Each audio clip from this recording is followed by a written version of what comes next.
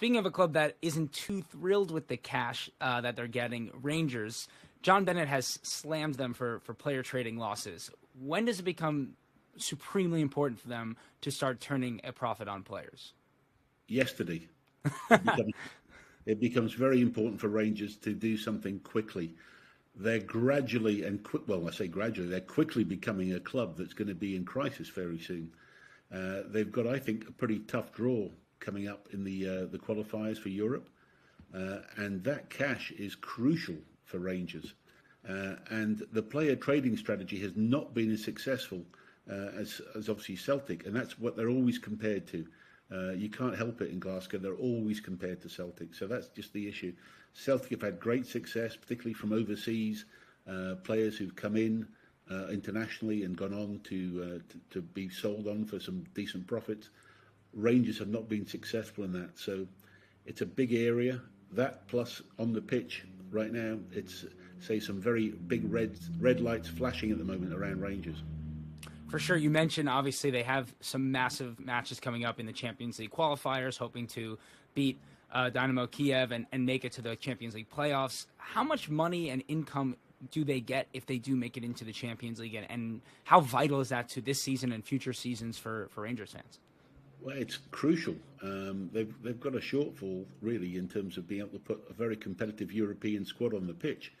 And that's the problem they've got, is now they've got these qualifiers coming up. And if they get through the qualifiers, with the new format, it'll probably be worth anywhere between, sort of £30 million mark, I think, for Rangers, which is a huge amount of money for the Scottish game.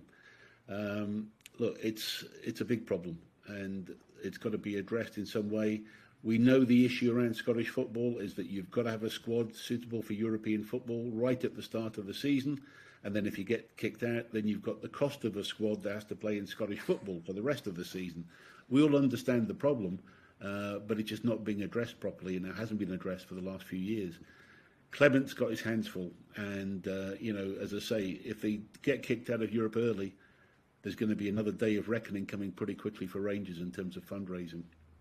For sure. You mentioned Clement, who's just signed a new deal, and he's kind of been outwardly spoken about not being too happy about getting the money he needs to bring in players. There's a bit of unrest with the fans and that relationship with the manager. Does it seem like an odd time for him to be signing a new deal, especially when the financial backing at the moment is a little bit up in the air, and we don't know quite when that'll get solved?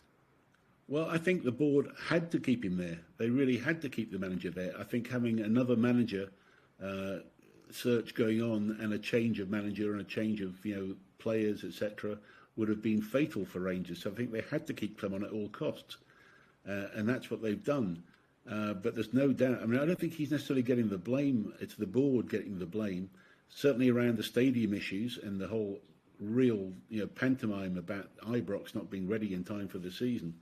Another big issue. But I think Clement is going to be well thought of by the fans for trying to stabilise the ship and do what he can to take things forward.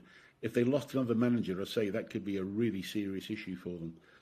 So, look, it's, again, very early in the season. The first games have only just happened in Scotland, but already they're a club that's on the danger watch right now. Yeah, and the theme of today certainly seems to be stability. That is for sure. And Rangers went with stability, keeping the manager around, and we cannot fault them for that.